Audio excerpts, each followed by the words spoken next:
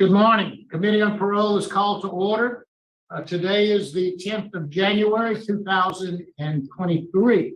The time is 8:37. Members of the panel today are Mr. Alvin Roche, Ms. Pearl Wise. I'm Tony Marabella. I'll be acting as chair today. Support staff located here at DOC headquarters in Baton Rouge or our remote location this morning is Louisiana State Police Barracks. Would the staff at Louisiana State Police Barracks please introduce themselves? Lieutenant Jeremy Burns, Executive Officer. Lieutenant Pat Washington, Shift Lieutenant. Thank you very much. Our first case is going to be Mr. John Canty. Mr. Canty, would you please introduce yourself and give us your DOC number? Good morning. My name is John Canty. My DOC number is 125771. Mr. Canty, let me explain our process to you. First, I'm going to read some information into the record, and then the board is going to conduct a parole interview with you. At the end, you'll be allowed to make a brief statement before the board votes. Do you understand our procedure? Yes, sir. This is John E. Canty, DOC number 125771. Date of birth, April the 3rd of 1965. He's a fifth felony offender. He has a parole eligibility date of December the 17th of 2019, an adjusted good time date of 12/22 of 2036, and a full term date of December 17th of 2037. He is currently serving 24 years on the charge of simple burglary of an inhabited dwelling after having been adjudicated a habitual offender. Mr. Canty, is all of that pretty accurate? Yes, sir. Mr. Canty, your case has been assigned to Mr. Alvin Roche. He will begin our interview process. Would you please answer any questions he may have? Yes, Thank sir. you, thank you, Mr. Chairman. Good morning, Mr. Canty. Good morning, sir. And good morning, Lieutenant Burns. How are you? Good morning, sir. How are you? Good. Mr. Canty, you are currently 57 years old, is that correct? Yes, sir. And you are a fifth felony offender, and you served about 9 years on a 24-year sentence, is that correct? Yes, sir. And this is a re-hearing for you, is that correct? Yes, sir. Do you remember when your last hearing was? January 7th, 2022. So about exactly a year ago. Yes, sir. Okay. And tell me why you were denied. They denied me for law enforcement opposition and past criminal history. And after that hearing, you got vetted and you got transferred to the state police barracks. Yes, sir. So basically, you must have done something right in the years preceding 2022. Yes, sir. I've been doing everything I was supposed to do, working, staying out of trouble, and trying to prepare myself to do better in life, to come in front of the board again and make parole. Sound like you're a tired man who's tired of being incarcerated. Yes, sir. So tell me what you do at State Police Barracks. I work in the police headquarters cafeteria, cook, clean up, and whatever else asked of me to do. So I hadn't been to the cafeteria since April, but usually when I go to the cafeteria, I get some great food. So you're one of the cooks now. Yes, sir. Okay. So tell me, did you start at the cafeteria in April, or did you have a transition period before you were sent out? I started in April. Started in April. Now, Mr. Canty, I'm gonna be very honest with you. There is a tale of two cities here. Yes, sir. You're a fifth felony offender. You've been in the system 34 years. Your first arrest was in 1988. That's about right? Yes, sir. Your first arrest was at the age of 23 years old. Yes, sir. That's pretty late in life for most offenders because most offenders get in trouble in their late teens. But you didn't get your first arrest until the age of 23. So tell me exactly what happened at that point that caused you to get in trouble. And in the last 34 years, you've been arrested 10, 11 times and been convicted of 5 felonies. Well, I was into school, playing music. Once I finished school, I started working, lost jobs, fell on hard times, and got into the street life. Something that hurt me real bad, and I'm sorry I ever did that, you know, and because I know I'm a better person than that. And it just getting caught up in being around other people, which I don't blame them because I made the decision myself to do wrong. And that's why it happened so late in my years of, you know, right after I got out of school, that early age. Were you married at the time? No, sir, I had a child. My first daughter was born my senior year of high school.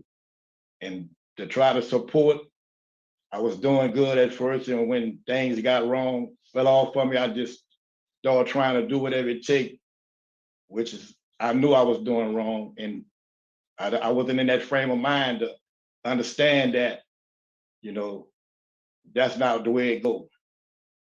Were you supporting this child? Because when you were 23, this child must have been at least 7 or 8 years old.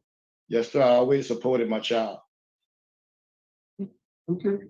And then the first 2 periods of supervision, you did pretty good. But in 2013, you had been on supervision for 18 months. And all of a sudden, you got a new felony offense. So tell me why. Using drugs, off and on, trying to be in the limelight, just not thinking, you know, sir, just, I made a grave mistake of going back to doing what I was doing at one time, using drugs and trying to support a habit. I was working, paying certain student loans and stuff like that. And it caused me to be back in here once again. Now, tell me, and I think you just revealed your main problem, drugs. Yes, sir. That's why all the theft and burglaries? Yes, sir. So And tell me exactly what age did you start using drugs? at the age of 23. You also started using drugs at a very late age in life. Yes, sir. Ever used drugs before 23? No, sir. Interesting. So it was the people, places, and things that got you in trouble. And mainly myself. I don't want to blame anybody else, but the environment had something to do with it too. I was in that environment. Okay. I take my own responsibility. Now, you also have a good time date almost 14 years from now. Yes, You've sir. got 400 hours of good time, so you can't get any more good time off your sentence. So if we fail to get released today, you may have another chance, but it's a possibility that good time date cannot move up from 2036. You understand that? Yes, sir. Have you ever received any substance abuse treatment in or out of incarceration? Well, before I took these classes, I took Living in Balance, and it covers everything for us, drug. That's substance abuse education. Have you had any substance abuse treatment? Went to a treatment program? I was in a treatment program once before, and I completed it. But since I've been in here, when I was denied parole last year, the warden wanted to put me in Steve Hall program, and I signed up for the program, but they never sent me. Well, I'm about to send you this morning Yes, sir. because you have a lot of positives, but you got a problem, and your problem is drugs, and probably a little bit alcohol. Am I right? Yes, sir. You're positive. You've been transferred to the state police barracks. You have vetted and you got accepted. So you're doing something right. You have 400 hours of good time. You have a high school diploma. You have 24 hours of college. You've taken 8 to 10 good time programs in the last 2 or 3 years. You have a low risk assessment. You have a good institutional record. You have excellent job performance. You have a lot of positives that want to help you to extend these positive attributes after you release, but you need some help.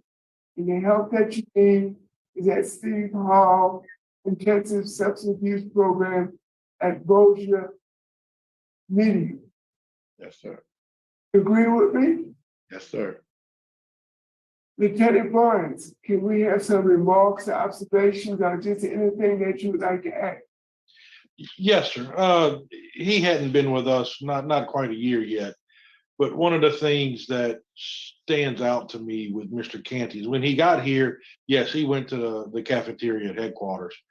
But because he can cook and we needed to cook somewhere else, we moved him for a short time somewhere else that's not as a desired location as the job that he had. And when I asked him about it, he told me, he said, look, I'm here to do what you tell me to do. You send me to work and I'm going to work. So that's all I need to know is where you need me. And we don't get that often. So that bears being said. And that's an excellent, and it tells me that he's ready. He has a history, and I think he's tired, but I think he needs the 9-month Steve Hall program to help him with his sobriety after he's released. And I hate to take an individual like that from police barracks because you don't get many people, that's long inmates, to say, whatever you need me to do, I'm here to do it. But if it'll help, we can do it. Mr. Chairman, I think I've found a remedy for Mr. Canty, and I complete my. Thank you. Mr. Canty, is there anything you'd like to say before the board votes? I would like to say that thank y'all for giving me another opportunity to come before the board. And I'm sorry for the things I did. And I know in my heart I'm a better person than my records show. And I know I can be a positive person out in society. I know I can do the right thing. If I'm doing the right thing in here and I'm around positive people that help me, tell me all kind of encouragement things, get along, treat me right. And I know I can do the right thing in society. And I'm sorry for what I did to come in prison. And I know I'll never do it again. At this age, I lost my mother and my father at the same time. And I owe it to them besides myself, and I owe it to my family to do the right thing from here on out. And I know I'll never come in front of this board again once I'm released, because I'm gonna do what I gotta do to stay out. Thank you, Mr. Canty. Thank you for those words. Board ready to vote? Yes, Mr. Chairman, Mr. Conte, I'm going to grant your conditional release Yes, sir. upon the completion of the 9-month Steve Hall program. Once you complete that program, you will be released. And after release, your conditions are a curfew from 9 p.m. to 6 a.m. You are to follow all recommendations of the Steve Hall program. You are to attend at least 3 AA meetings a week. And I want you to perform some community service 4 hours a quarter. I realize that you're 57 years old and you're getting up in age. And I'm almost sure that you will be employed. I'm only going to say 4 hours every quarter, some type of community service. Get with your pastor or get with your parole officer. And they will help you find some community service to do. Good luck. Thank you, sir. Thank you. Thank you, Mr. Roche. Ms. Wise? Mr. Canty, I enjoyed listening to you this morning. I just want to put on the record that there was a great letter of recommendation from the garment factory in your file, showing that you were an excellent worker there. And I want to commend you for that work. And I also want to say that I believe you. I believe that you are not the same person today that your record reflects. And it is about staying out and not getting out. Yes, ma'am. It's about staying out this time. I think that's what you're saying. That's what I'm saying. That's why state board is so important. Sit on the front row. Get the tools that you need to be successful when you get out. Like you say, I can do it. I've proved to myself I can do it. So I wish you well. My vote is the same for the same reasons. And I want to make another suggestion now for your community service. Use your cooking skills. Cook for seniors or cook for single mothers. Every quarter. So you can use your own skills that you have to give back to the community. Best wishes to you, sir. And involve your kids too. When you do your community service, involve your children so they can see you doing something positive and giving back. Best wishes to you. Thank you. Thank you, Ms. Wise. Mr. Canty, I believe that your heart and your head is in the right place right now. You just need a little more tools to make sure that you stay sober. And I agree with my colleagues. Our recommendation today is going to be to grant conditionally upon your completing the Steve Hoyle program. Once completing that program, you'll be released with the following conditions. Follow all recommendations of Steve Hoyle. Curfew from 9 p.m. to 6 a.m., 3 AA meetings per week, and 4 hours of community service work every quarter. And I hope that you take advantage of all of those conditions. So good luck to you. Thank you, sir. I will. Thank y'all again. Lieutenant Burns, thank you very much. I think we'll be adjourned at 8:56. Yes, sir. Thank you. Have a good day.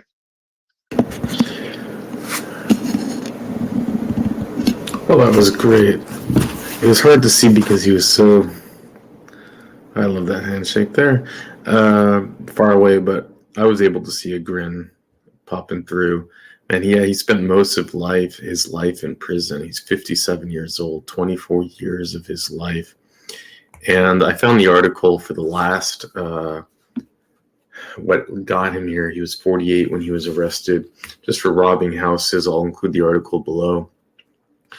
And I do think that he's ready to get out. I'm glad that he's, he just got into the barracks. That's a great place to be. But he's ready to get out. He'll finish this 9-month program and he'll get paroled, which is way ahead of his good time date, which was 2036 good time date, 2037 full time. So he's got a whiles to go. And so certainly this is an exciting day for him to learn this news. And I'm happy for him. It's easy for me to be happy for non-violent offenders. How do you guys feel? You think he's going to make it? But always good to have a good hearing. I wonder what Mr. O'Shea meant by A Tale of Two Cities. I felt like that was some foreshadowing, but we didn't hear any info on that. I tried to find on Google if he had multiple records, but I couldn't find it. Do the whole algorithm thing. It really does help with the channel. And with that, I'll let you go.